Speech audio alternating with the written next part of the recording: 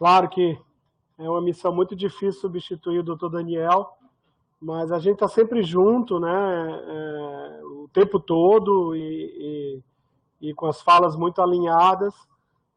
Acredito que eu vou poder colaborar aí com a reunião de hoje. Eu queria me apresentar oficialmente.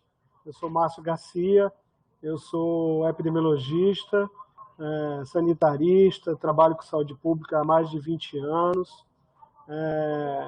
com algumas passagens por vários lugares desse país. Estou na minha segunda passagem aqui pelo Rio de Janeiro. Talvez alguns vão identificar pelo sotaque, eu não sou carioca, eu sou do Ceará, mas a segunda vez que eu estou assumindo aqui o cargo da Superintendência de Vigilância em Saúde. Já fui gestor também de Vigilância em Saúde na Secretaria de Saúde do Estado do Ceará, em outros municípios. Já fui diretor de Vigilância do próprio Ministério da Saúde. Enfim, acho que isso é um pouco aí de uma apresentação que a gente pode fazer. Eu optei por fazer uma apresentação, claro que eu vou falar dos desafios ao longo da apresentação, e especialmente no final dela, mas eu queria compartilhar um pouco como é que a cidade do Rio de Janeiro está enfrentando essa pandemia. Claro que eu vou fazer um recorte de janeiro para cá, que é um recorte dessa gestão, onde nós temos uma participação e uma responsabilidade direta por tudo que está acontecendo. Também vou atualizar a situação epidemiológica e a gente encerra com um panorama futuro, que eu acho que talvez seja o que mais interessa para este coletivo de hoje. Tá bom? Estou acompanhando um pouco o chat aqui, a doutora Fátima também vai acompanhar e disse que faria as perguntas depois para mim, mas eu vou tentar me concentrar aqui numa apresentação em torno de 20 a 30 minutos, e depois a gente tem mais ou menos aí o mesmo tempo aí para discutir, para tirar as dúvidas de vocês. Vocês me escutam bem? Márcio, só um minutinho. Eu esqueci de lhe falar, nós temos hábito de gravar as sessões, eu não sei se você se incomoda que a gente grave. Não tem problema nenhum, não tem segredo nenhum. Até se você autorizar, a gente costuma divulgar, deixar disponível para a universidade acessar, se você não se incomodar. Se não, a gente grava apenas para registro. Não tem problema nenhum, tá bom? Fiquem à vontade para usar esse material. Vocês me escutam bem, sim? Sim, perfeitamente. Tá bom. Vou dar início, então. O tema sugerido por vocês foi os desafios atuais da pandemia na cidade do Rio de Janeiro. Eu acho que eu vou um pouquinho mais além desse tema, como eu já falei, porque, inclusive, vou trazer também alguns desafios futuros aí que eu acho que é importante compartilhar, principalmente aí com a comunidade acadêmica. Aproveito para agradecer ao UFRJ, especialmente. A gente tem no nosso comitê científico um representante da UFRJ, que é o Dr. Alberto Chebabo, outros professores da UFRJ, professor Zeca, professor Medronho, são pessoas que estão sempre disponíveis aí, discutindo temas de saúde pública com a gente, e eu acho que esse momento vai ser importante. Vou iniciar aqui, então, passar o próximo slide, onde a gente começa falando um pouquinho de como é que a gente desenhou a resposta à pandemia a partir do início do ano de 2021. Então, a gente começou a construir isso ainda em dezembro, no governo de transição, trazendo um pouco do aprendizado, da nossa expertise, do conhecimento que a gente tem com o enfrentamento de outras emergências de saúde pública, que eu particularmente tive experiência, seja no Ceará ou seja no Ministério da Saúde, e que a gente identificou que seria estratégias de melhorar essa resposta aqui na cidade do Rio de Janeiro. Então, o primeiro movimento que a gente fez foi de fortalecer, melhorar o modelo de governança da resposta à emergência. para se responder adequadamente a uma emergência de saúde pública, uma das primeiras orientações que a Organização Mundial de Saúde faz, que os países mais organizados para enfrentar a emergência eles fazem, é estabelecer uma estrutura específica para a resposta às emergências. No Rio de Janeiro, nós não fizemos diferente disso. Então, logo no primeiro dia do ano de 2021, nós publicamos um decreto instalando o Centro de Operações de Emergência para o enfrentamento da Covid, onde nós chamamos de COI Covid Rio.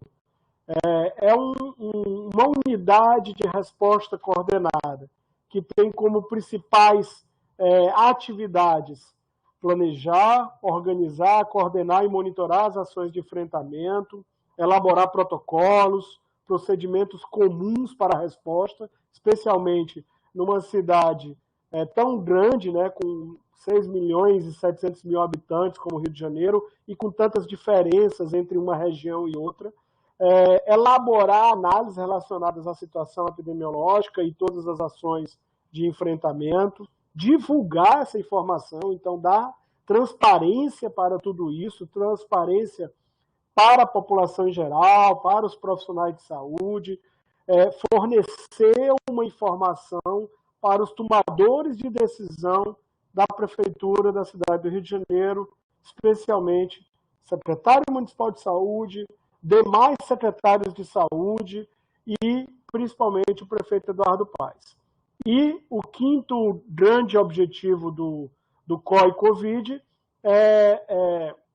a partir dessas informações, fornecer subsídios técnicos para que possam ser feitas deliberações em relação às medidas protetivas, sejam para ampliar as restrições ou para diminuir as restrições. Então, todas as decisões tomadas pelo secretário de Saúde, pelo prefeito Eduardo Paes, foram baseadas no diagnóstico situacional feito pelo nosso COI-Covid. Ainda compondo esse modelo de governança da resposta na cidade do Rio de Janeiro, nós também, no 1º de janeiro de 2021, publicamos um decreto que institui o Comitê Especial de Enfrentamento da Covid. Este é um comitê científico, então formado por representantes das principais instituições acadêmicas aqui da cidade do Rio de Janeiro. Então tem representantes de todas as grandes universidades, representantes da Fiocruz, representante da Secretaria de Saúde do Estado, do Ministério da Saúde, e alguns convidados, incluindo ex-secretários de Vigilância e Saúde, como o Dr. Gerson Pena, e alguns ex-ministros que têm uma vasta experiência e vasta capacidade, competência para colaborar num comitê como esse, como, por exemplo, o ex-ministro Temporão e o ex-ministro Agenor. E, como eu já falei, pela Universidade Federal do Rio de Janeiro, o indicado para representar a universidade foi o infectologista Alberto Chebabo. Tá? Este comitê técnico, ele também tem seus objetivos muito claros. O primeiro objetivo, é claro, baseado com as informações que nós fornecemos, monitorar, avaliar o desempenho do Sistema Único de Saúde no âmbito do município do Rio de Janeiro para o enfrentamento da Covid. Acompanhar por meio de relatórios, de indicadores, uma série de apresentações e boletins, todas as atividades de vigilância, de atenção à saúde, de prevenção e controle da Covid.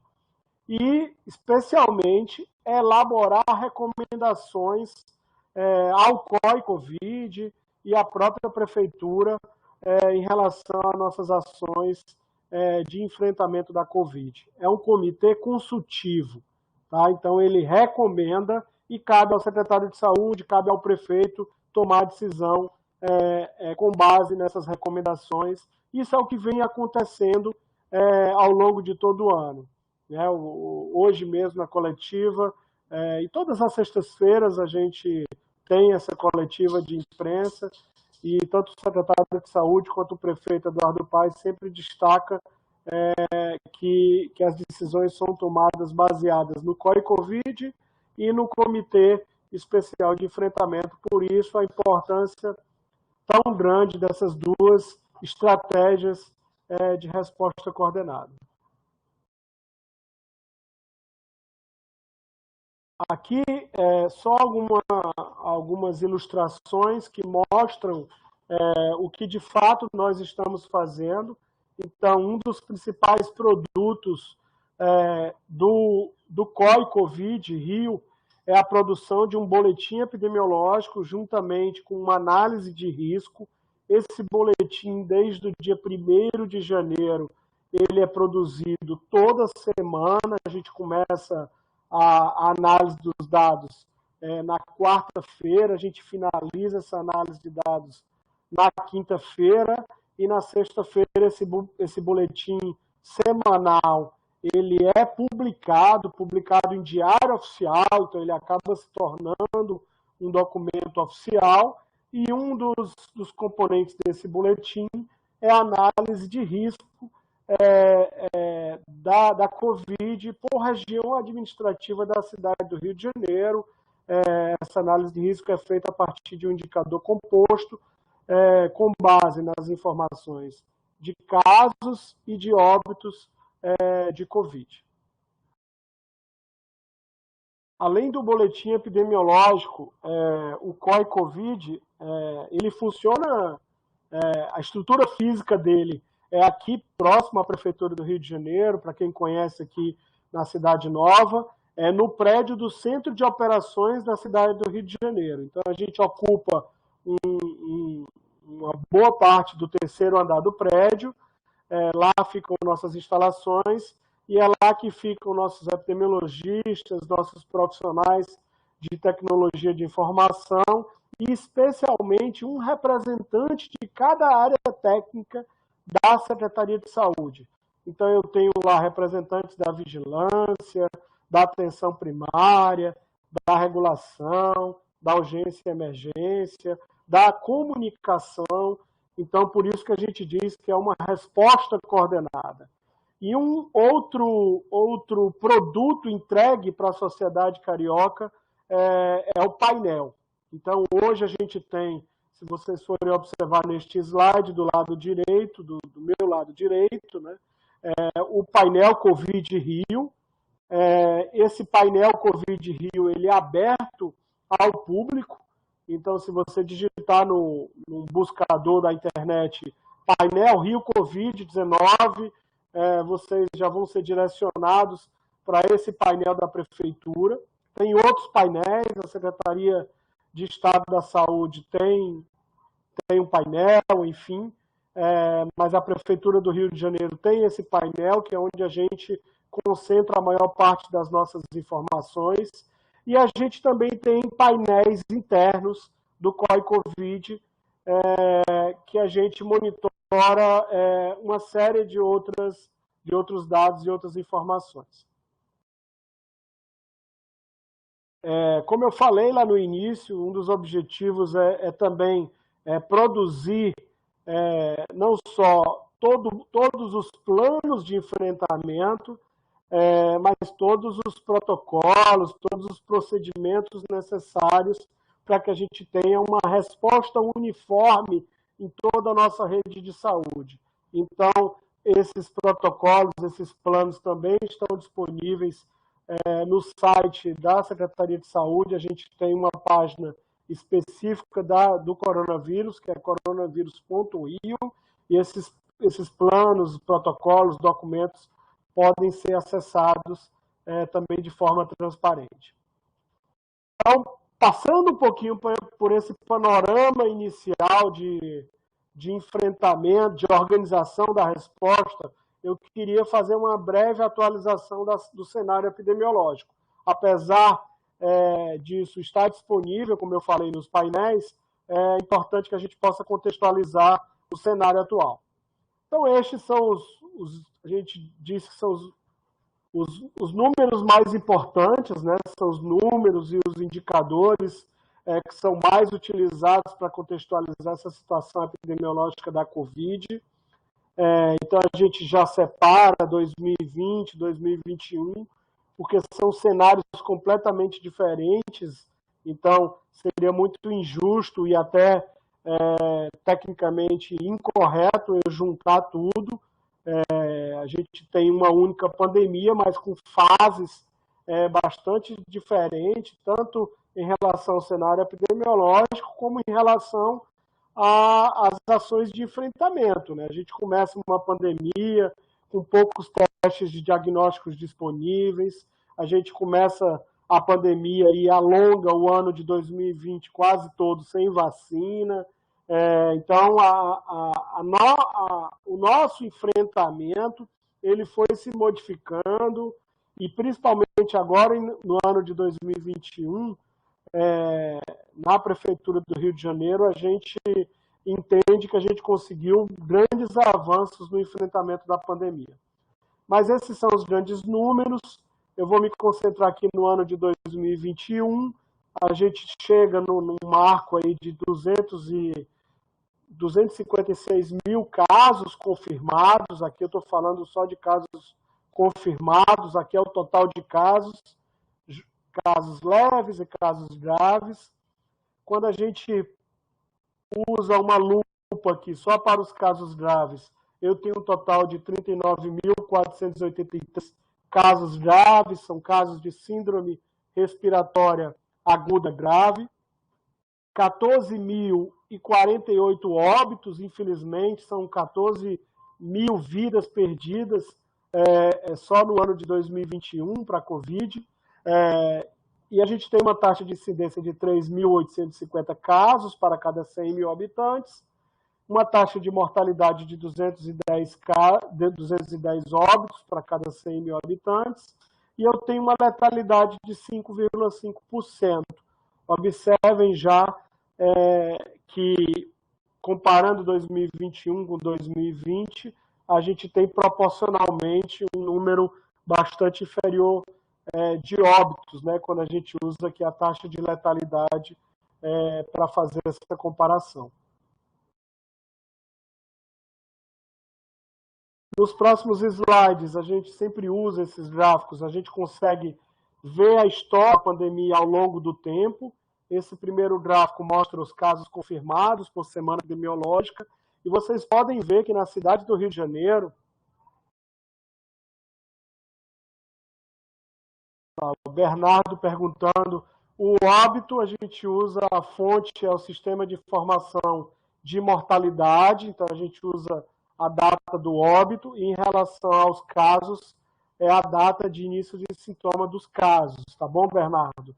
É importante isso, é uma pergunta importante, porque nesta pandemia, por algum momento, como existia uma falta de informação por parte de alguns órgãos, especialmente o Ministério da Saúde, o consórcio de meios de imprensa começou a fazer as suas próprias análises, e o consórcio de imprensa, essas análises que são divulgadas diariamente nos jornais, eles acabam usando a data do registro, né, a data que o caso e o óbito entram no sistema. E, epidemiologicamente, essa não é a data mais correta da gente utilizar. A gente usa normalmente a data de início de sintomas. Com exceção do óbito, como a gente usa o sistema de informação de mortalidade, a gente usa a data do óbito, tá bom? Então, eu acho que eu já vou respondendo algumas perguntas que eu consegui analisar, observar aqui no bate-papo. Mas voltando aqui para o gráfico, para o histograma, né, essa é a nossa curva epidêmica. É a história dos casos confirmados ao longo das semanas epidemiológicas. Então, vocês podem observar, a gente tem o ano de 2020, 2021, é o número de casos por semana, a gente traça uma linha de média móvel das últimas 4 semanas para dar uma suavizada, e a gente consegue observar que a gente tem pelo menos 4 grandes momentos de aumento de casos, né? Então, a gente tem um momento lá no início, a gente tem um momento bastante importante no final do ano de 2020, que se estende até o comecinho do ano de 2021. Depois, a gente tem algumas semanas de calmaria e a gente tem um platô alto aí bastante importante entre os meses de março e maio, que foi uma outra concentração de aumento de casos, que foi exatamente a concentração relacionada com a variante P1, e a gente tem mais recentemente, nas últimas semanas, um outro aumento de casos que coincide exatamente, ele é posterior à entrada e agora à predominância da variante Delta na cidade do Rio de Janeiro. E o que a gente observa já aí nas 3 últimas semanas, uma redução do número de casos confirmados. É claro que pode ser que a gente ainda tenha algum registro atrasado, que ainda possa entrar nas últimas semanas, mas a gente está tentando sempre ter um sistema cada vez mais oportuno e a gente já consegue ver que este último aumento de casos ele já ficou para trás, né? Então, a nossa avaliação, a nossa expectativa é que a gente já esteja num movimento de declínio de casos depois desse último aumento. Isso se comprova quando a gente mostra os outros gráficos. O mesmo panorama aconteceu com os óbitos, né? Então, a gente tem quatro picos, né, de óbitos, que eles vêm logo depois do aumento do número de casos. Observem como foi importante esta primeira onda lá no início de 2020, né? O tanto de óbitos que nós tivemos, né? O Rio de Janeiro ficou muito marcado no ano de 2020 como uma das cidades com mais óbitos de Covid. E a gente tem mais recentemente, nas últimas semanas, nós tivemos um aumento do número de óbitos e também, analisando as 2 semanas passadas, a gente já começa a ver uma redução desse número de óbitos. A redução, tanto a ocorrência quanto a redução do número de óbitos, ela vem sempre com algumas semanas depois dos casos, né? Não sei exatamente o grupo aqui que está me escutando, né? Qual é o que conhecem de Covid, mas a gente tem em média aí, entre quando o paciente evolui para o óbito, a gente tem em média uma ocorrência do óbito que acontece em torno de 20 a 30 dias. Então, ele pode evoluir para um caso mais grave, ele vai ser internado, e dependendo do histórico e das condições desse paciente, ele pode evoluir para o óbito. Isso acontece aí algumas semanas depois, na maioria das vezes. Quando este paciente evolui para o óbito, né? Claro que a gente espera que uma menor parcela desses pacientes evolua para o óbito. Este é um gráfico que a gente utiliza, uma particularidade do Rio de Janeiro. A gente começou a incorporar ele desde o início do ano, porque ele é um dado muito oportuno. Inclusive, essa curva epidêmica ela está por dia, tá? Que é os atendimentos na rede de urgência e emergência. Atendimento nas UPAs, atendimento no SER e atendimento em alguns hospitais de porta aberta, né? Só que aqui não são casos confirmados. São casos de síndrome gripal e casos de síndrome respiratória aguda grave, que são suspeitos de Covid. Pode não ser Covid, em alguns momentos a maior parte desses casos acaba sendo Covid. Então, o que a gente observa, olhando aqui os dados aqui do mês de agosto, né, eu estou olhando aqui mais para o final da curva, a gente tem, a partir de julho, a gente tem o período do inverno todo, né, que obrigatoriamente a gente já espera um aumento de casos de síndrome respiratória, de síndrome. E o inverno na cidade do Rio de Janeiro, nesse ano, ele foi muito intenso, né? O carioca nem está acostumado com o inverno tão intenso assim. Então, a gente já tem, por si só, uma maior procura de atendimentos nesse período do inverno. né? E a gente teve um aumento maior ainda no início de agosto, que a gente também relacionou com a variante Delta, e o que a gente observa também é uma redução aí nos últimos dias desses atendimentos na rede de urgência e emergência. E este é um dado muito importante, depois eu vou explicar e vou reforçar por que ele é importante, né? É o dado da internação por semana, né? Quantas pessoas foram internadas por Covid a cada semana epidemiológica. Então, assim como os outros gráficos, a gente teve nas últimas semanas, algumas semanas atrás, no mês de julho, e principalmente no mês de agosto, um aumento muito grande de internações, também temporalmente relacionado com a variante Delta. E o que a gente observa depois da semana 33, que foi o pico deste último aumento, que nós já reduzimos, comparados com a semana anterior, que é uma semana já cheia, 47% dessas internações. E observem, se a gente for fazer uma comparação mais para trás, tipo aqui na semana 14, que foi quando a gente estava com a predominância da variante P1, e também quando a gente tinha uma cobertura vacinal muito menor, nós temos, mesmo com esse último aumento, um número de internados muito menor do que nós já tivemos num passado recente, quando a gente tinha a variante P1 e uma cobertura vacinal menor. A gente já chegou a ter mais de 1.000 pessoas internadas, sendo internadas na mesma semana, com uma fila da regulação, uma fila de espera por um leito de mais de 200 pessoas. Hoje a gente tem, na semana 36, 352 pessoas internadas, que entraram nessa semana para internação, e temos uma fila da regulação para leitos, para internação para Covid, que ela está zerada há vários dias.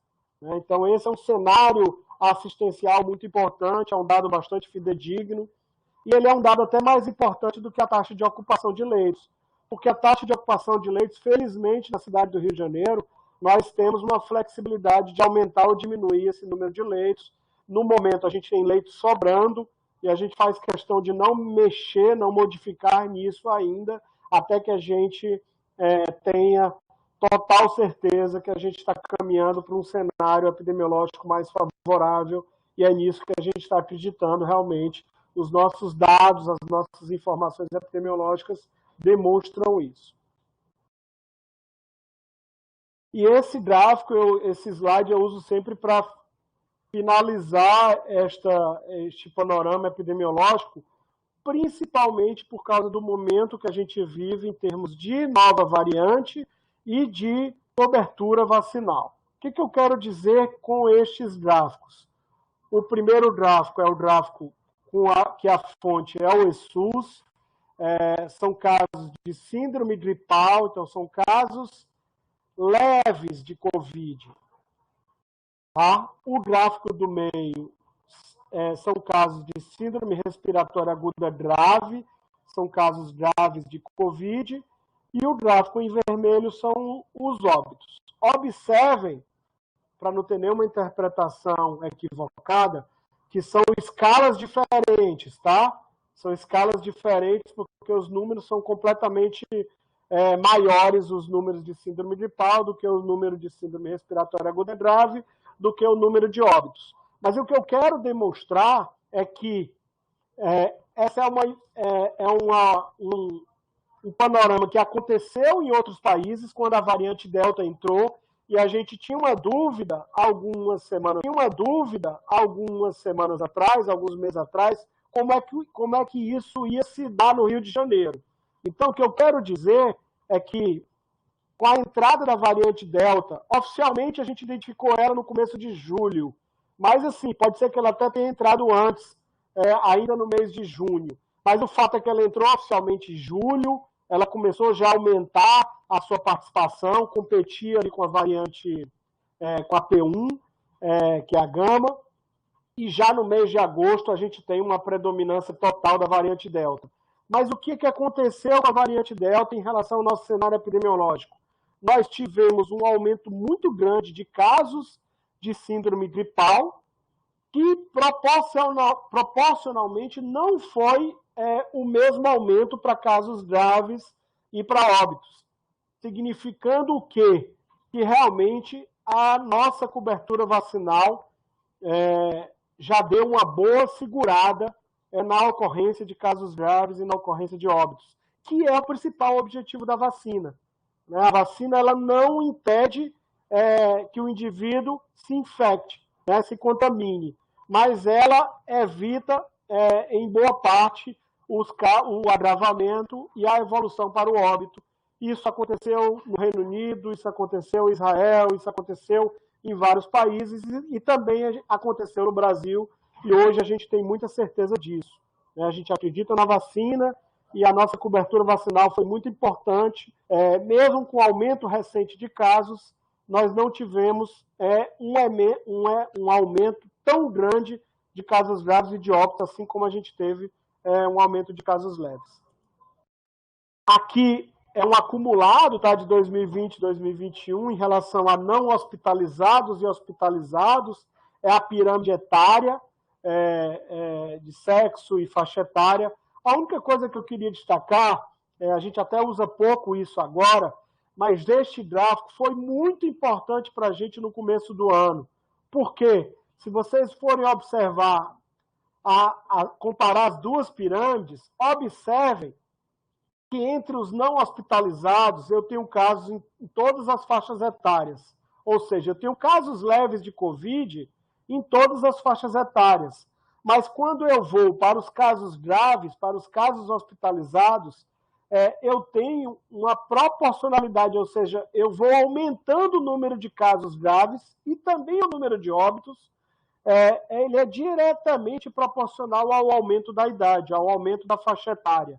Isso foi uma decisão muito importante, que o Rio de Janeiro foi pioneiro disso, porque em um dado momento da estratégia de vacinação, nós abdicamos de alguns grupos prioritários e passamos a nos nortear a organização, essa estratégia de vacinação baseada na idade, porque a gente sempre entendeu que é mais importante vacinar os mais idosos. Então, a gente fez isso com os profissionais de saúde. Depois que a gente vacinou os profissionais de saúde da linha de frente, a gente passou a vacinar os outros profissionais de saúde pela idade. A população, comorbidade, a gente começou a fazer comorbidade, mas os mais idosos primeiro, e aí foi baixando a idade. E depois a gente também fez isso pela população geral. Isso nos deu uma simplicidade na nossa organização de campanha de vacinação, acabou nos dando também uma melhor comunicação com a população, porque a gente já não aguentava mais tendo que ficar explicando por que um grupo era mais importante que outro, por que o motorista do ônibus ele é mais importante ou ele tem mais risco do que o caixa de supermercado. Ambos não pararam em nenhum momento nessa pandemia. Então, a gente precisava ter um critério adicional, e o critério adicional foi a idade. Acabou que depois que todo o Brasil e o próprio Ministério da Saúde começou a entender que a idade era um critério importante aí para a organização da campanha. E aqui, para finalizar a situação epidemiológica, a gente tem vários gráficos disso, mas esse eu acho que traduz muito bem a nossa estrutura de vigilância genômica na cidade do Rio de Janeiro. Observem nesse gráfico da esquerda, em termos quantitativos, o quanto a gente avançou no número de amostras encaminhadas para o sequenciamento genético. E aqui a gente tem duas parcerias, a parceria com a Fiocruz, que é bastante importante, que coordena toda a rede nacional da vigilância genômica, mas a gente também tem uma parceria que envolve a UFRJ e principalmente o Laboratório Nacional de Computação, o LNCC, que é um projeto junto com a Secretaria de Estado da Saúde e a Fundação Estadual de Pesquisa. Isso nos ampliou muito o número de amostras sequenciadas, ou seja, o número de identificações de novas variantes. Só para vocês terem uma ideia, no ano de 2020, a gente identificou 360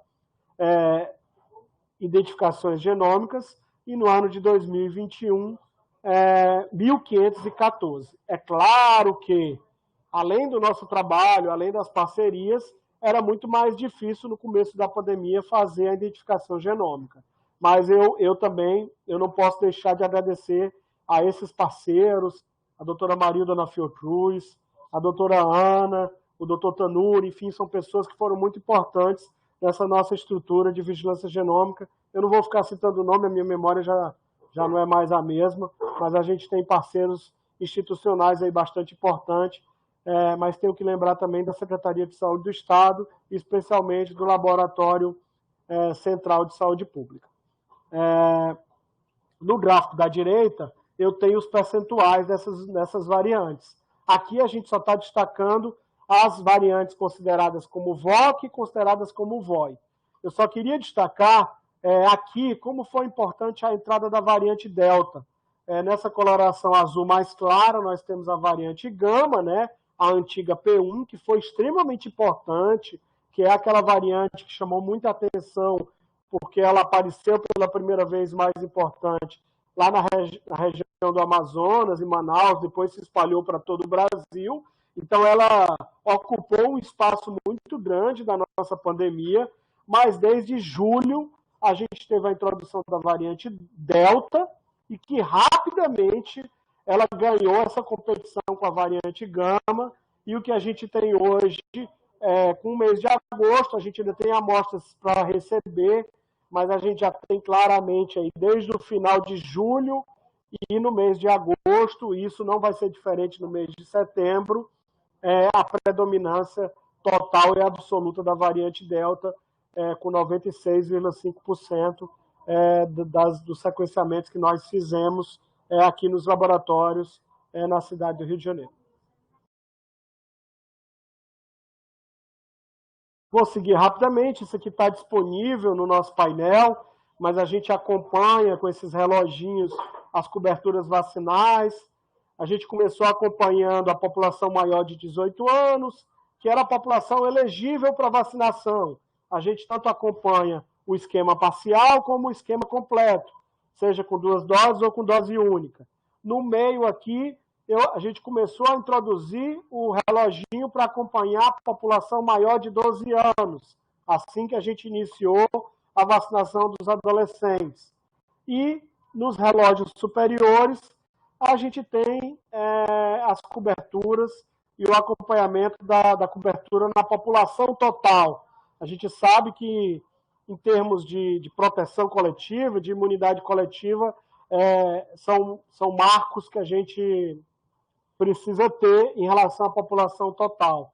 E o que eu destaco é isso, aqui, quando a gente olha aqui para a população adulta, impressionante a adesão do carioca à vacina, né? Nós temos praticamente aí 100%, 99%, 98,6% da população já com um esquema parcial de vacinação, e a gente tem quase praticamente 61% dos cariocas com mais de 18 anos vacinados com o esquema completo de vacinação.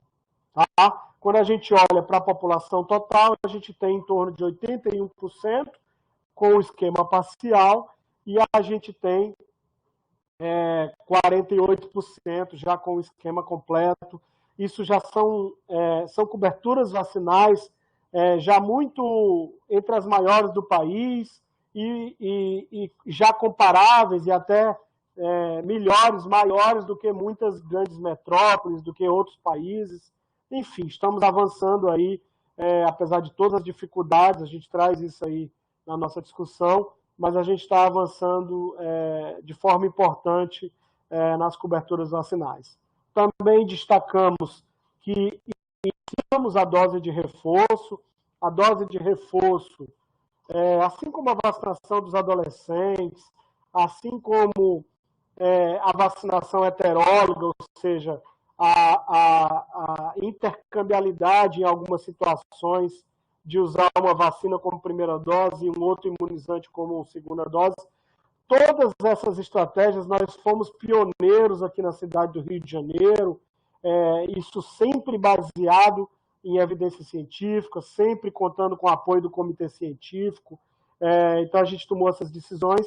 E a dose de reforço foi outra decisão que a gente tomou, entendendo que a gente começou a perceber um retorno daqueles mais idosos na internação, né, sugerindo que realmente estaria havendo algum tipo de perda de proteção entre essa população mais idosa.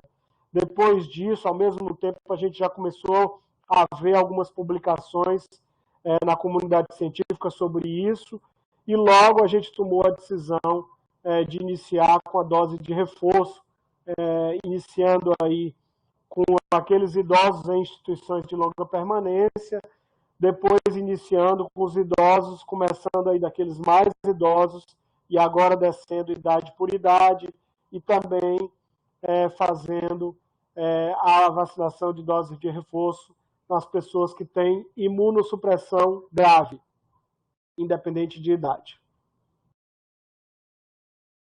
Aqui a gente faz essa distribuição das coberturas vacinais por faixa etária. É importante destacar que a gente tem uma premissa de não deixar ninguém para trás.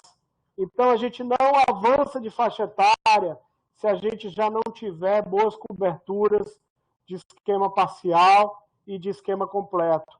Então, eu estou falando aí de mais de 90%, mais de 95% de cobertura, como a gente já tem aí nos mais de 60 anos. Né? A gente tem praticamente 95% dessa população de mais de 60 anos com esquema completo.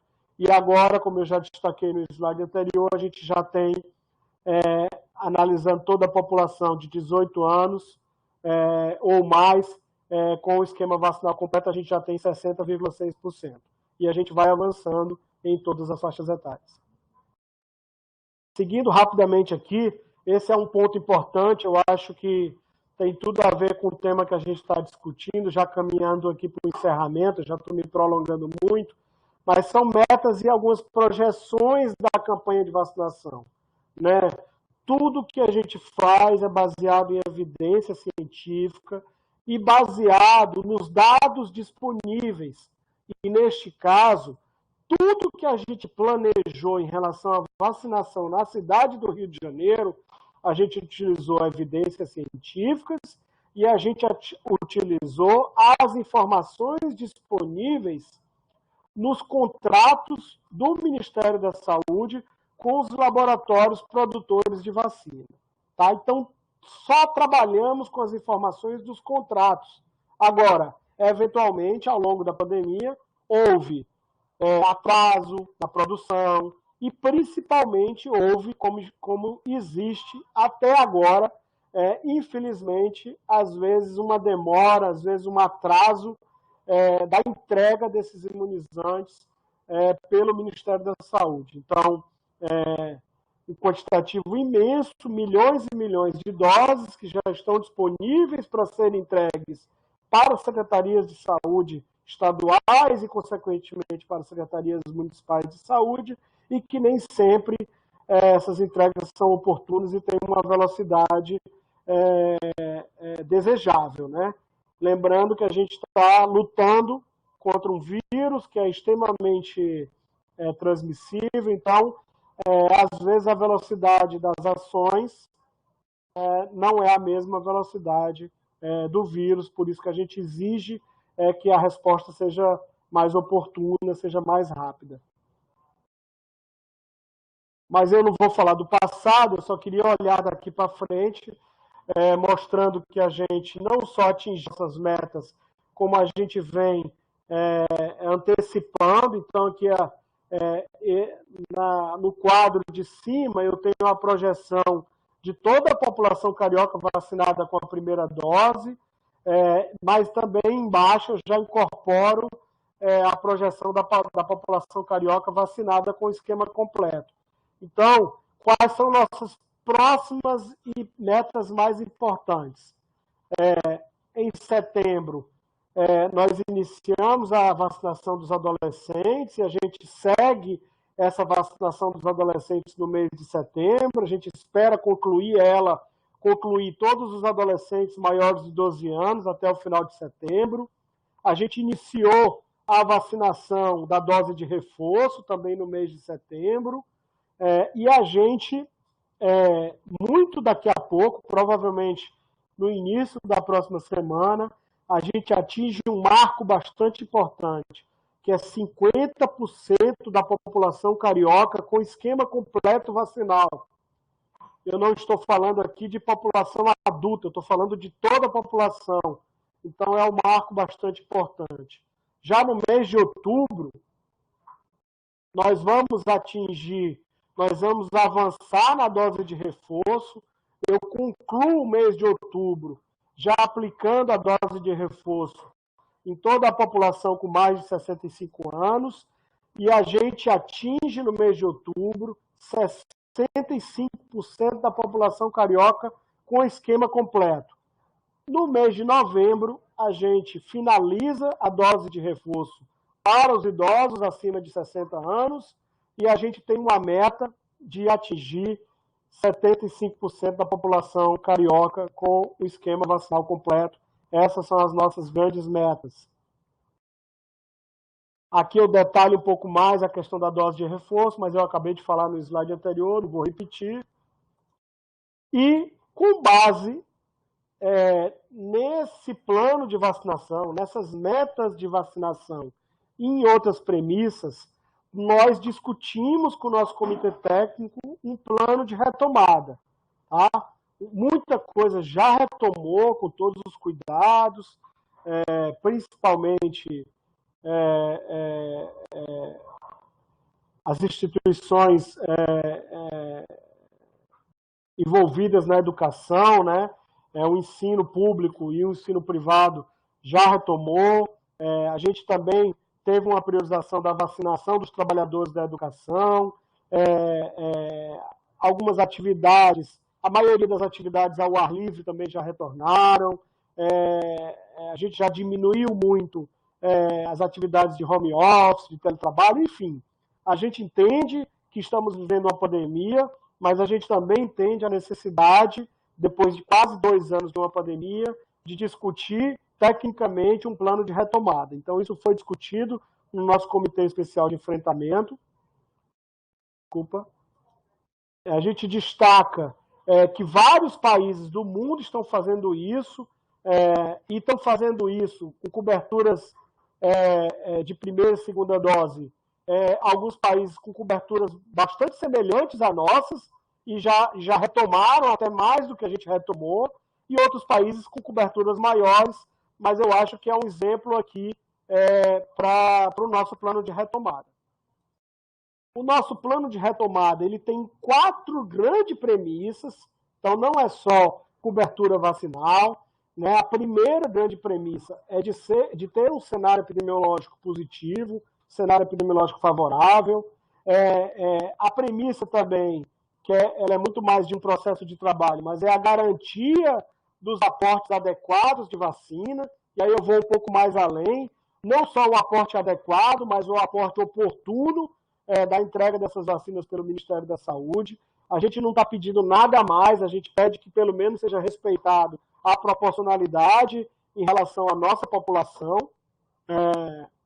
em relação à população do estado do Rio de Janeiro e do Brasil. A gente também precisa sempre trabalhar com a alta performance da vacinação da população e a alta cobertura vacinal completa, né? Nós estamos falando, a gente entende que essa imunização completa ela só se dá depois de 14 dias com 2 doses ou com a dose única, e é claro, tem uma particularidade que a gente já está incorporando isso, que é a necessidade da dose de reforço para os idosos e para aquelas pessoas com alto grau de imunossupressão.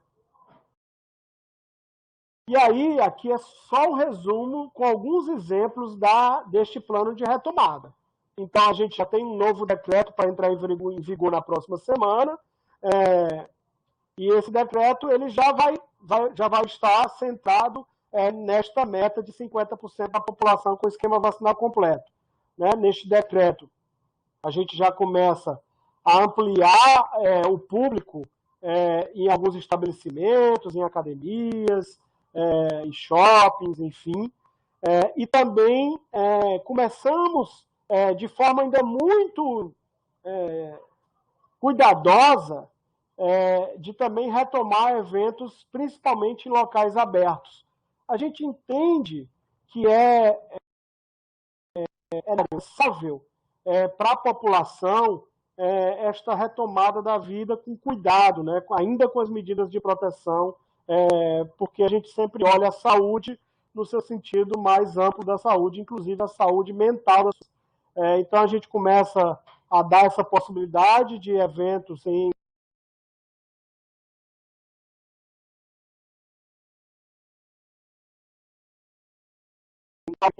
fizemos um decreto específico para eventos com testagem.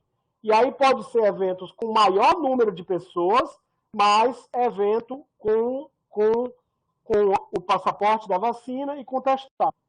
Tiane, para estes eventos ao ar livre, se for um evento aberto, que não tiver limites, que não exigir ingresso, portaria, convite, qualquer coisa, nesse caso, não tem como ser exigido o passaporte de vacina. Mas, para estabelecimentos, para eventos que tiver um organizador, enfim, vai ser exigido o passaporte vacinal. Mas entenda, estes eventos são eventos completamente ao ar livre e com um número de pessoas limitado.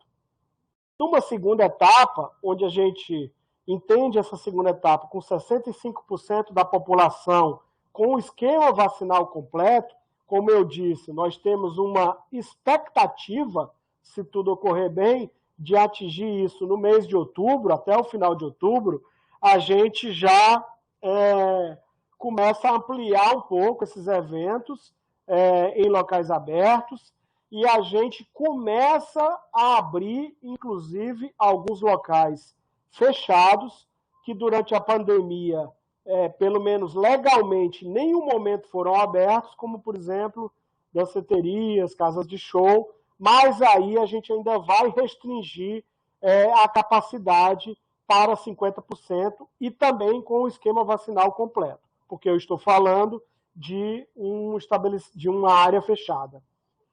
E a gente já começa a desobrigar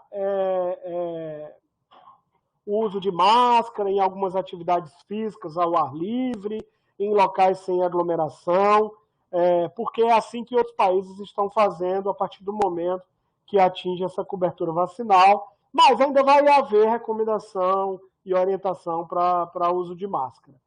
E lá, quando a gente atingir 75% da população, aí nós estamos falando da população vacinada com o esquema completo, estou falando aí de final de novembro, né, início de dezembro, o que a gente tem como previsão é de, inclusive, modificar a questão da exigência do uso de máscara, mantendo esse uso de máscara, especialmente em locais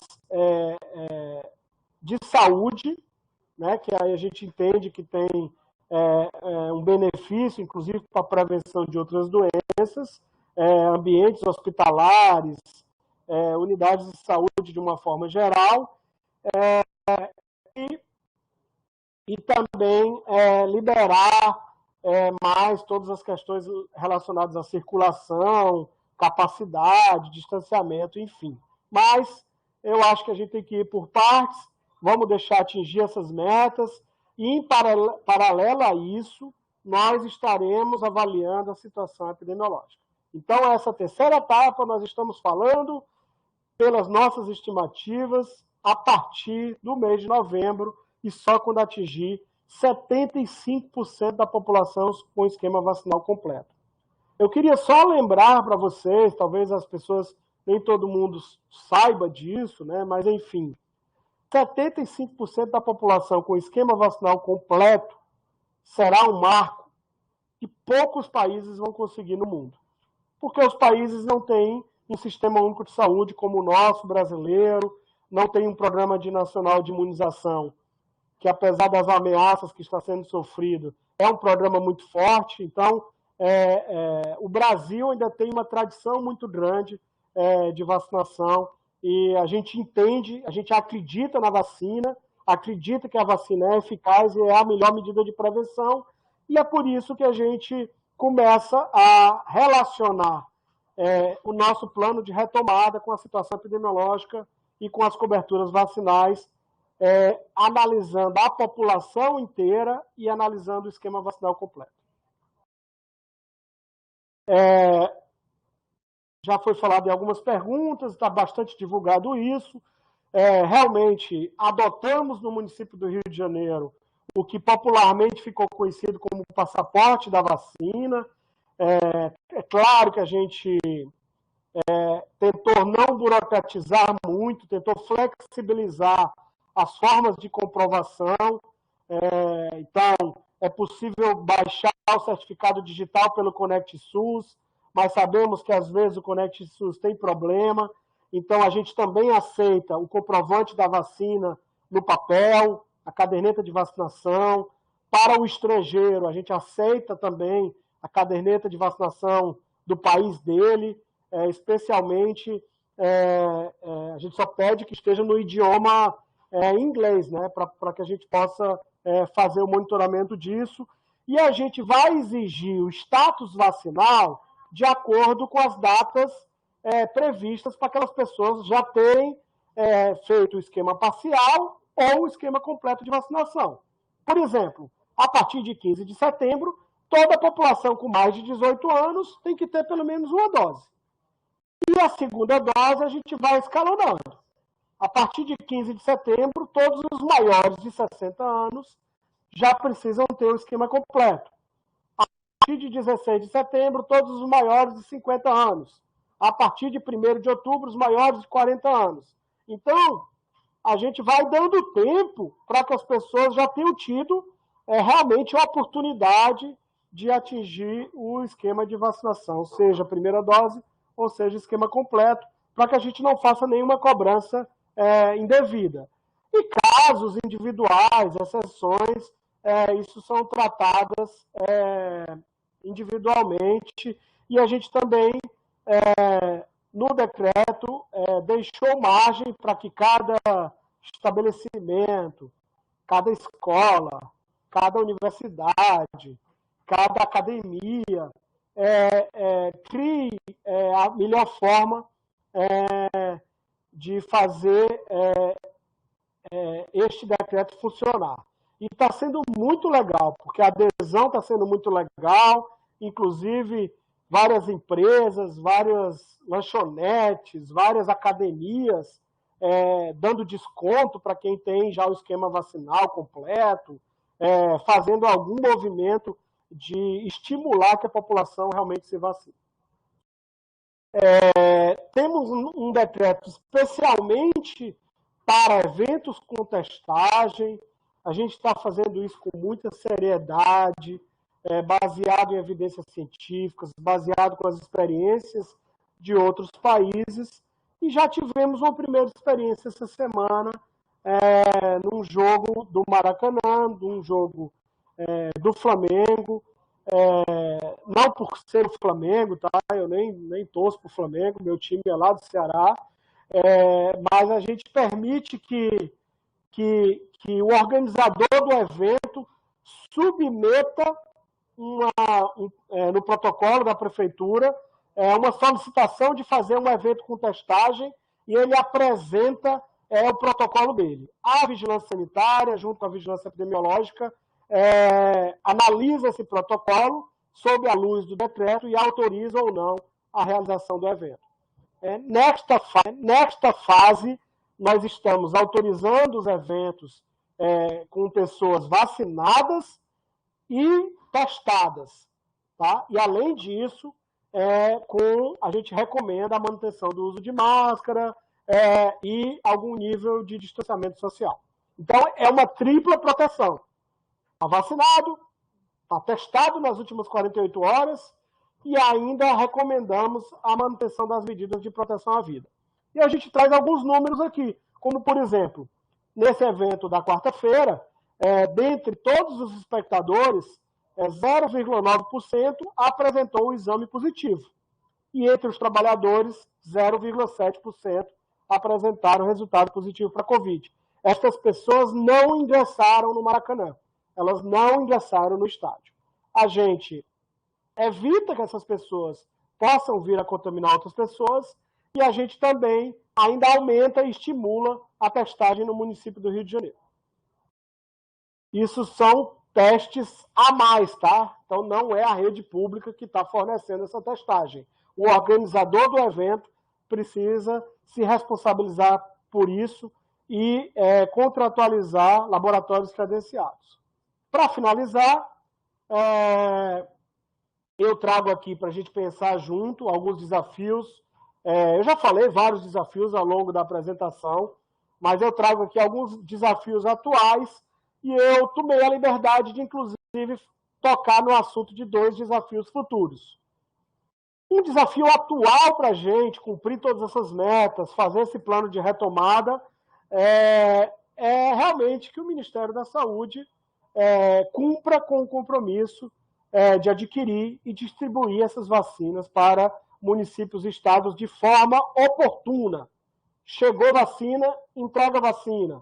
Chegou vacina, entrega vacina. Não espera acumular muitas doses, porque o tempo urge e a gente precisa avançar nesse calendário de vacinação. Nós temos uma preocupação, que ela é futura, mas ela também é atual.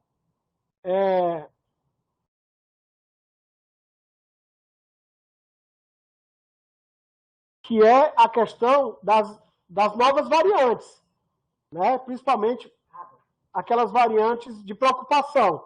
Então, nós acompanhamos como é que foi a variante Gama, né, em Manaus e depois no resto do Brasil. Depois acompanhamos a variante Delta. A gente também acompanha o cenário das outras variantes, novas variantes, essas variantes de preocupação em todo o mundo. E a principal pergunta qual é o impacto dessas novas variantes? Né? O quanto as nossas vacinas elas protegem em relação às novas variantes? Felizmente, o que a ciência nos mostra é que as vacinas disponíveis hoje continuam protegendo contra as novas variantes. Mesmo que tenha um pouquinho de perda de proteção, como aconteceu em relação à variante Delta, a vacina protege. Então, ela dá uma segurada e os nossos números mostraram isso claramente. A variante Delta entrou, predominou no município do Rio de Janeiro, predomina no município do Rio de Janeiro. Nós tivemos um aumento de casos leves, de casos de síndrome de Pau, mas não tivemos o mesmo aumento de casos graves e de óbitos. Então, a gente fica na torcida que isso permaneça dessa forma. Mas não podemos destacar a nossa preocupação caso o vírus continue se modificando e que alguma nova variante que venha a aparecer propicie algum tipo de escape vacinal aí e que a vacina não proteja. Nós temos, nesse momento, uma preocupação de fortalecer a nossa vigilância e resposta a surtos, né? Então, principalmente, a gente tem um olhar muito especial para instituições de longa permanência, para escolas, para indústrias, para empresas, porque são locais que a vida aos poucos vai começar a voltar e nós temos algum nível de concentração de pessoas nesses locais. Então, eventualmente, a gente pode ter pessoas não vacinadas, eventualmente, a gente pode ter alguma pessoa infectada ali, mesmo que não seja um caso grave. Então, é importante que a gente tenha uma vigilância forte, que a gente investigue rapidamente, que a gente faça um trabalho de testagem ampliada e que, inclusive, a gente possa tentar colher a amostra para a vigilância genômica, como o colega Denise já destacou, a importância para entender se esses surtos têm relação com alguma nova variante, enfim. Os surtos, as epidemias, é sempre um grande aprendizado para a saúde pública. A gente tem um desafio atual, ele não é tão novo desde o início da pandemia, mas ele ainda continua como desafio. Infelizmente, nós vivemos tempos que a gente tem sistemas de informações que estão tendo muito problema, sistemas de informações frágeis, muitas mudanças nos sistemas nacionais de informação, sistemas de informações que demoraram para ser lançados. A gente teve isso com o sistema de informação do Programa Nacional de Imunização. A gente começou uma vacinação sem um sistema oficial para registro de doses do Ministério. A gente teve problema com o Conect SUS.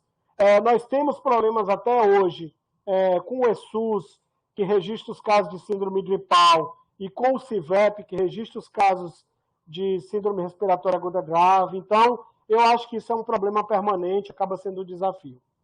Este plano de retomada gradual que eu acabei de falar, ele é um desafio, sim, né? A gente precisa entender isso, a gente precisa olhar para frente, a gente precisa entender que a pandemia ainda existe, mas a gente precisa entender a nossa situação epidemiológica atual e entender como é que isso vai se dar no futuro. Né? Então, a nossa expectativa realmente, nesse momento, é otimista, que a gente espera que, com o avanço da vacinação, a gente realmente continue com essa redução de casos. Mas eu sempre destaco, o secretário de Saúde, Daniel, sempre destaca, o prefeito destaca. Se o cenário epidemiológico mudar, nós não temos problema nenhum para dar um passo atrás nesse plano de retomada. E trago 2 desafios futuros. Né? Precisaremos ter campanhas de vacinação para a Covid anual? Não sei. Essa é a melhor resposta nesse momento. Nós esperamos que a ciência nos dê essa resposta. Pode ser que seja mais um vírus que tenha que ser anualmente, a gente precisa ter uma vacina para ele, junto com a de influenza ou não. Já tem gente estudando isso. Enfim, esse é um dado que a gente ainda aguarda ter mais evidências científicas para isso. Se precisar ter campanha nacional anual de vacinação contra a Covid, o Ministério da Saúde precisa se preparar para isso, ampliar o seu leque de vacinas e de compras de vacina, já que a distribuição de vacinas para o Brasil todo é uma responsabilidade do Ministério da Saúde. E, para fechar, é uma área que eu trabalho há muito tempo. Eu sou egresso de um programa de treinamento em epidemiologia de campo, que é o EPSUS, é um programa nacional, mas que tem em vários países do mundo, inclusive um programa que nasceu nos Estados Unidos, no CDC, que é o IAS americano, e a gente tem alguma experiência e alguma conhecimento nessa área de emergência, nessa área de investigação de surtos. Eu não poderia deixar de finalizar destacando que nós precisamos fortalecer as nossas ações de vigilância e resposta às emergências de saúde pública. Infelizmente, eu não quero finalizar com uma fala pessimista, mas as emergências elas vão continuar acontecendo. As emergências elas vão continuar testando a nossa sociedade, testando as nossas instituições, testando o nosso sistema de saúde pública. Não sei se no próximo ano, mas já estamos aqui trabalhando, fazendo a vigilância das arboviroses, da dengue. Pode ser que a gente tenha no futuro algum surto ou alguma epidemia de dengue. Precisamos estar preparados para isso. Tá? Mas em relação à Covid, eu queria finalizar para vocês, dizer que a Prefeitura do Rio de Janeiro, a Secretaria Municipal de Saúde, com todos os seus parceiros, está trabalhando muito. A gente lamenta, né, a gente vive o luto de todas aquelas pessoas que perderam a vida para essa pandemia, mas a gente também quer olhar para frente. Então, a gente entende que a discussão dessa retomada ela é oportuna nesse momento, mas que ela seja feita com muita seriedade, baseada nas evidências científicas, baseada na epidemiologia e baseada principalmente aí no avanço da cobertura vacinal. Com isso, eu encerro a minha fala e eu fico à disposição para responder algumas perguntas. Eu vou dar uma olhada agora no chat aqui. Se a doutora Fátima puder me ajudar, eu vou respondendo de uma por outra. Márcio, a gente começa com a pergunta do Bernardo, onde ele diz uma pergunta referente à retomada das atividades. Quais as estimativas do MRJ para a redução das atividades hoje em dia, comparada ao que havia antes da pandemia? E qual a previsão de algumas atividades não voltem?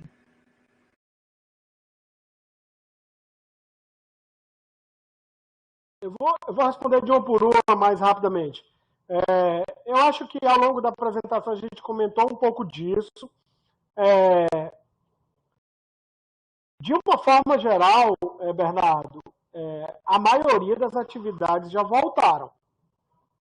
A gente ainda tem algumas restrições de capacidade para alguns estabelecimentos, para alguns serviços. Eu pediria que você acessasse a página da prefeitura e visse o decreto vigente, que é um monte de regrinhas, sabe? Mas, de uma forma geral, todas as atividades ao ar livre voltaram, as atividades em bares, restaurantes, nas áreas internas, mesmo no decreto novo, a gente ainda não libera que na parte interna tenha atendimento para pessoas em pé, porque isso extrapola muito a capacidade da área interna, mas na área externa a gente já libera isso, porque é um ambiente ao ar livre. Cinemas, teatros, esses serviços relacionados à cultura já estão todos funcionando. A gente ampliou a capacidade. Se eu não estiver enganado, no próximo decreto, essa capacidade vai ficar em torno de 60% a 70% do local. Uma das poucas atividades que não voltaram, não vão voltar ainda, é realmente boate, danceteria, casa de espetáculo, a não ser que seja na característica de evento com testagem. A nossa expectativa é que isso passe a voltar a funcionar no final do mês de outubro, quando a gente atingiu 65% da vacinação. Escolas já voltaram, ainda com cada escola vai fazendo o seu ajuste de capacidade, de sistema híbrido, mas elas já estão autorizadas a voltar. Então, assim, de uma forma geral, muita coisa está voltando, felizmente, e a gente vai seguir monitorando. Márcio, tem um comentário da nossa reitora falando que a vigilância genômica é fundamental. E eu vou juntar com a pergunta do Alexandre Oliveira. Ele diz como o município do Rio de Janeiro está se organizando para futuras ações de gestão de risco de desastres e emergências em saúde pública e quais as estratégias operativas que serão ou vêm sendo desenvolvidas nesse sentido. Alexandre, esse é um tema central, tá, dessa nossa gestão. A gestão passada, né, do prefeito Eduardo Paes, de 8 anos, tiveram vários avanços nessa área, né, não só na investigação de surtos e epidemias, mas também nos desastres naturais. Eu sou testemunha ocular disso, porque eu trabalhava no Ministério em 2009, quando eu vim pela primeira vez do Rio de Janeiro, e eu vim para o Rio de Janeiro com a missão de estruturar o CIEVES, que é o Centro de Informações Estratégicas em Vigilância em Saúde. A cidade do Rio de Janeiro era a única cidade do Brasil, capital, que não tinha esse centro, que faz parte da Rede Nacional de Alerta e Resposta às Emergências de Saúde Pública. Então, a gente avançou bastante naquela época, de 2009 a 2016, e agora a gente retoma algumas estratégias.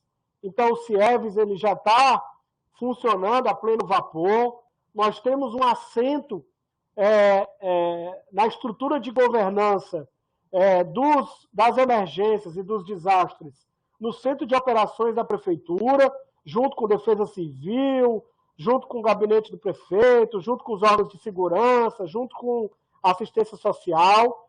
A gente tem uma dobradinha bem interessante, vigilância e defesa civil, para atuar preventivamente e também frente à ocorrência de desastres, inclusive com treinamento de todos os agentes comunitários de saúde e de todos os agentes de vigilância em saúde. Nós estamos trazendo, no âmbito aí do fortalecimento, da qualificação, uma estratégia que o Rio de Janeiro também pouco fez no passado, que é um processo de formação em epidemiologia de campo em nível fundamental, que é o EPSUS fundamental. A gente já começa a primeira turma ainda este ano, e até 2024 a gente espera formar, né, neste curso em torno de 300 sanitaristas, 300 trabalhadores da vigilância e da atenção do município do Rio de Janeiro neste curso EPSUS fundamental. Estamos iniciando, inclusive, com vocês, aí, com o IESC, com o professor Zeca. Acho que isso até peço ajuda aí da nossa reitora. A gente está iniciando uma discussão de fazer uma parceria da nossa Superintendência de Vigilância e Saúde, da Secretaria Municipal de Saúde, com o IESC, com o UFRJ, para reeditar turmas de especialização em vigilância e saúde. O professor Zeca está conversando com a gente já tem um interesse aí por parte de vocês e a gente vai avançar nisso. E eu acho que basicamente é isso, tá, Alexandre? Está na nossa pauta, é uma pauta prioritária e a gente está aberto aí para discutir, para conversar mais especialmente sobre essa temática aí de surtos, epidemias e emergências de saúde pública de uma forma geral. É importante que todas as instituições tenham seus planos de contingência, né? Isso a gente também está trabalhando aqui na Prefeitura. Márcio, nós temos várias pessoas parabenizando pela sua apresentação ao longo do chat. A Anaíse, ela pergunta, parabéns pela apresentação, obviamente pela postura de nossa Prefeitura Municipal, manifesta frente ao que recentemente se apresentou pelo Ministério da Saúde. Questiono se seria possível discriminar e divulgar, além de faixa etária, classe social e localização, e principalmente a diferença de morte entre negros e brancos.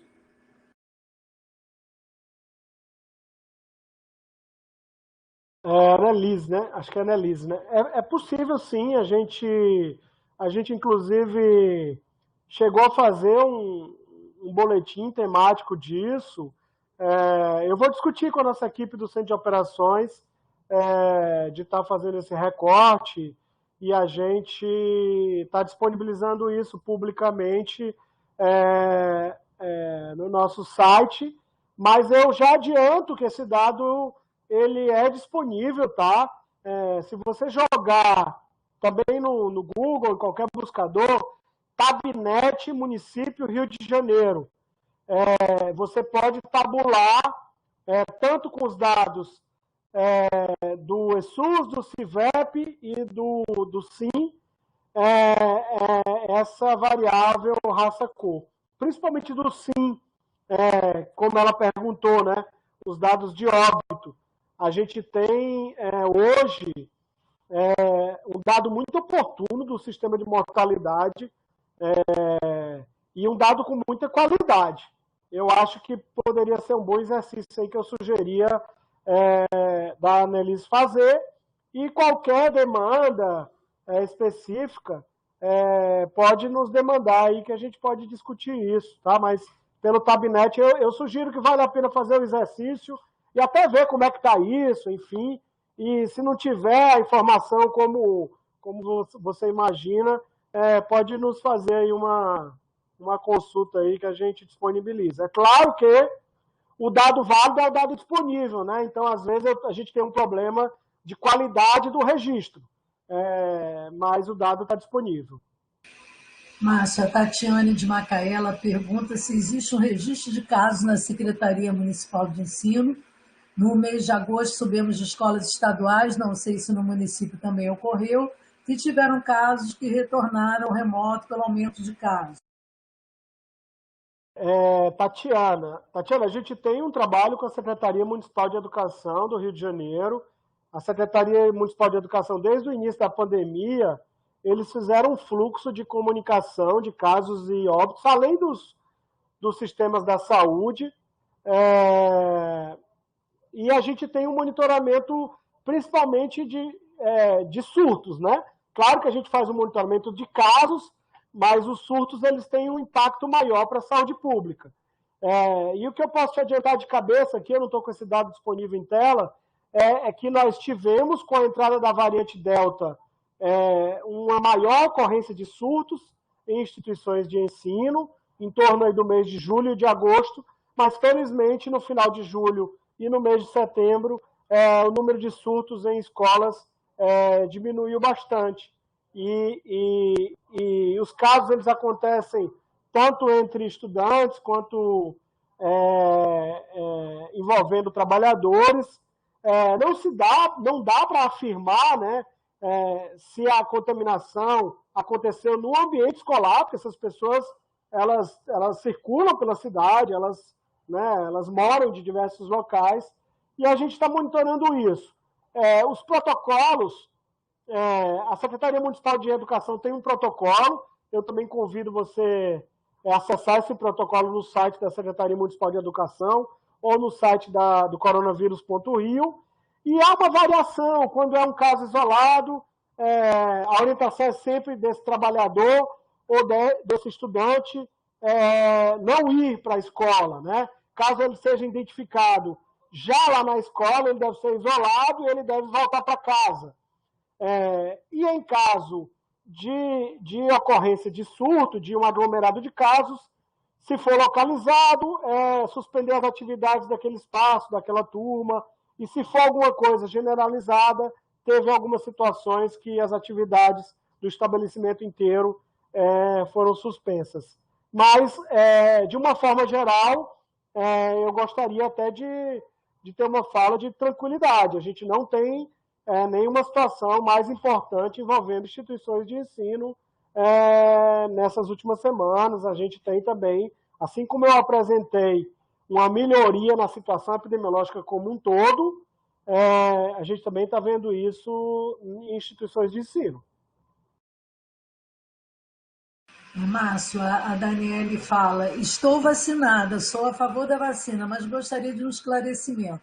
Como foi dito pelo senhor, a função da vacina é proteger o indivíduo do agravamento da doença. Ela não impede contágio. Com base nessa informação, eu tenho duas perguntas. Qual é o risco que o indivíduo não vacinado oferece nos ambientes onde estão sendo exigidos o passaporte vacinal? E qual é a motivação principal para essa exigência?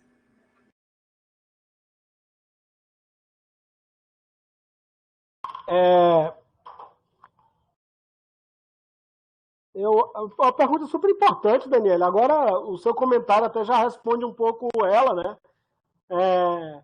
A gente, por enquanto, a gente está fazendo uma combinação de proteções, né? A gente está ainda com um conjunto de medidas de proteção à vida, que a gente chama, né? Ainda com a recomendação do uso de máscara, com a higiene das mãos, e ainda mantendo minimamente o distanciamento social exigido aí recomendado pela Organização Mundial de Saúde. A própria Organização Mundial de Saúde fala que com máscara esse distanciamento precisa ser de pelo menos 1 metro, então aquela recomendação de 2 metros lá do início, ela já foi modificada. A própria Organização Mundial de Saúde tem notas técnicas que diz que atividades físicas ao ar livre, de forma individual, poderia até ser feita sem máscara. Então a gente tem que entender que o momento ele já está começando a ser modificado. A nossa recomendação e o que está no nosso decreto que regulamenta a cobrança da vacinação, passaporte vacinal, é que realmente todos aqueles estabelecimentos devem cobrar o passaporte vacinal. Se não tiver vacinado, não deve entrar naquele estabelecimento, porque há um risco, mesmo que baixo, porque se eu estou vacinado com o esquema completo, eu posso ainda me infectar, mas o meu risco ele é infinitamente menor do que uma pessoa não vacinada. Então, eu diria que há um risco, mas quanto mais pessoas vacinadas nós estivermos num mesmo local, a gente vai estar reduzindo muito este risco. Então, eu acho que eu repetir um pouco do que você falou. Eu acho que esse é o movimento que a gente tem que fazer. Aumentar cada vez mais o número de pessoas vacinadas nos espaços de convivência.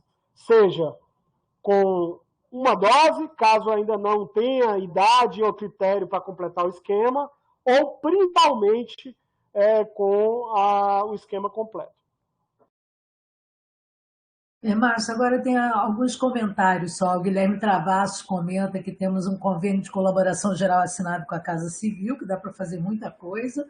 A Anaís também, aquela pergunta que ela fez, ela disse que a consolidação dos dados no site seria importante. Tem agradecimentos aqui. A nossa reitora fala também que há menor risco de vacinados se infectarem, e os não vacinados estão em muito maior risco de se desenvolver a doença grave. Então, tem alguns comentários, eu não sei, eu acho que a gente está... E você fica à vontade, você disse que tinha um compromisso, né? Eu não sei se dá para a gente fazer mais perguntas, ou se você quer concluir, o que você acha, porque aqui, se deixar, as pessoas estão muito felizes com a sua apresentação. Eu recebi pelo WhatsApp comentários que gostaram muito, então a gente terá várias perguntas. Tem uma aqui do Marcelo, né? Como as medidas sanitárias são tomadas pelos municípios e considerando as dissonâncias no território nacional, como o município do Rio de Janeiro consegue ou pretende mitigar eventuais aportes de não vacinados de outras unidades da federação? Marcelo, sua pergunta é super importante, né? Eu acho que eu não trouxe como desafio, porque na verdade é um problema, né? Um problema deste enfrentamento da pandemia, a descoordenação. Eu falei tanto de resposta coordenada e a importância de uma resposta coordenada para o sucesso de um enfrentamento de uma emergência de saúde pública. E, infelizmente, a gente viu em vários momentos da pandemia uma descoordenação nacional dessa resposta. Felizmente, o Sistema Único de Saúde ele é muito maior do que qualquer coisa, do que as próprias instituições, e de uma forma geral, secretarias municipais de saúde, secretarias estaduais de saúde tiveram uma resposta importante. Mas o que nós estamos fazendo para mitigar essas diferenças entre as unidades? Nós não temos, na cidade do Rio de Janeiro, grandes restrições ou restrições a viajantes. Até porque, isso aí é um outro tema, fica para outro capítulo. O Regulamento Sanitário Internacional, a própria Organização Mundial de Saúde, desestimula muito medidas restritivas envolvendo viajantes. Ela diz que o sistema de vigilância, o sistema de saúde precisa ser forte, precisa ser oportuno para detectar esses viajantes, infectados ou não, fazer a testagem, fazer quarentena, isolamento, o que tiver de ser feito. Então, o que a gente adota aqui no município do Rio de Janeiro? É que o viajante pode vir de outro estado ou até de outro país, mas ele precisa cumprir as regras do município do Rio de Janeiro. Então, o viajante de outro país também entra na regra, por exemplo, do passaporte de vacinação. Então, ele sendo maior de 18 anos, ele precisa comprovar o esquema parcial ou o esquema completo dele, se ele já tiver tempo para ter o esquema parcial, o esquema completo. Tá? Então, a regra é a mesma para todo mundo. E uma última pergunta, qual o risco de uma nova onda em eventos como Carnaval e Réveillon? O que o Rio podem, devem? Olha, Bernardo, é isso. Eu vou mais uma vez repetir. Todo o nosso plano de retomada é baseado na situação epidemiológica e nas coberturas vacinais. Por enquanto, nós temos vacinas, e eu acredito que, espero que isso permaneça, nós temos vacinas efetivas. A vacina é a melhor forma de prevenção. Então, ou eu acredito na vacina, acredito na ciência, ou eu não acredito. Então, a gente está trabalhando com metas bastante ousadas. Se você fizer um estudo baseado nos outros países, a nossa meta de 75% de cobertura vacinal de esquema completo na população total, ela é muito maior do que a meta utilizada por outros países quando fizeram uma reabertura total. Vou dar o exemplo do Reino Unido. Então, a gente acredita realmente que com 75% de cobertura total da população, com esquema completo, com todos os idosos, os imunossuprimidos graves, com dose de reforço, a gente pode caminhar para uma vida aí mais próxima do normal e voltar a ter, inclusive, esses grandes eventos. Se o cenário mudar, mais uma vez eu digo, a gente dá um passo para trás, mas a gente está trabalhando para tentar ter um Rio de Janeiro voltando para uma vida mais próxima do normal. Espero, e aí já vou encerrar com a minha fala, tá, Fátima?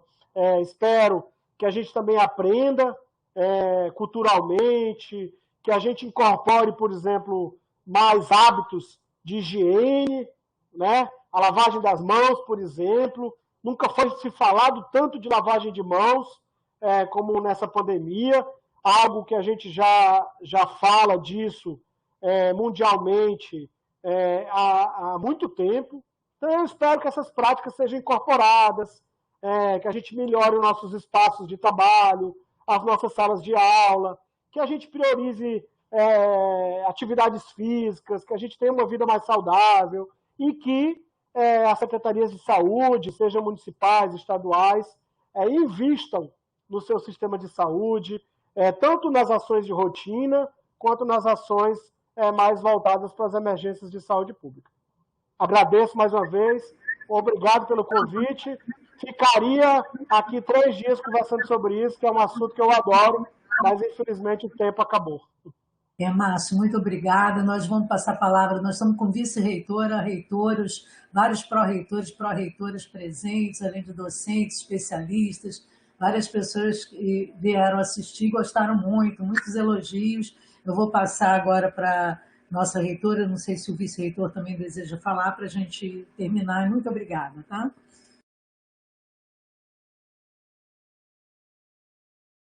Fred, você quer fazer um comentário antes da gente terminar, agradecendo o Márcio?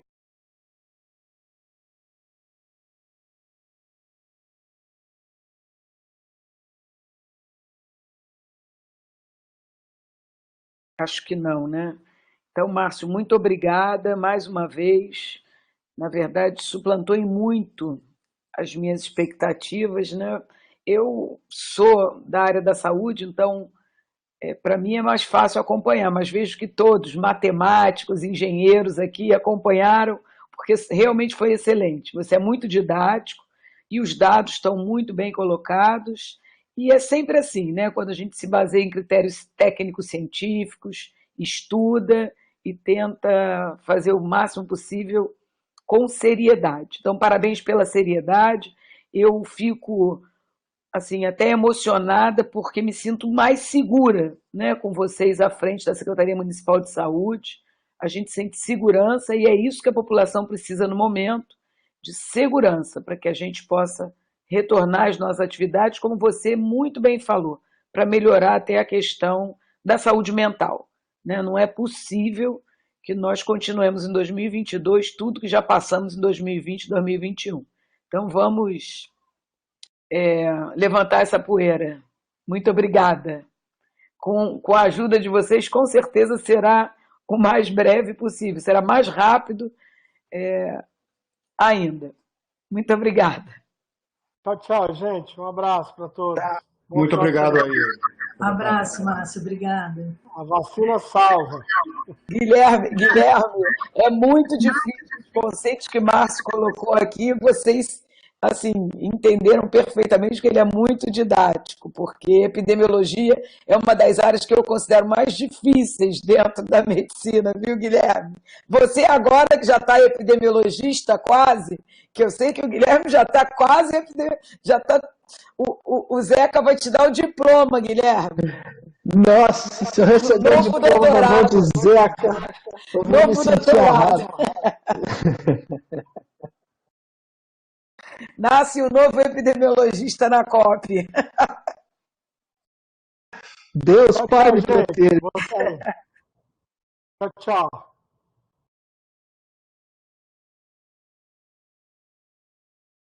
Nós vamos anunciar agora o próximo evento, né? O próximo já tem a ver com a educação, onde nós estamos discutindo, claro que esse também teve a ver com a educação de alguma forma, mas nós vamos trazer um professor da USP que vai discutir a questão do ensino-aprendizagem híbrido, já que é um novo desafio que a gente enfrenta. Então, esse será o próximo. Agradeço aí a todos. Obrigada, Denise.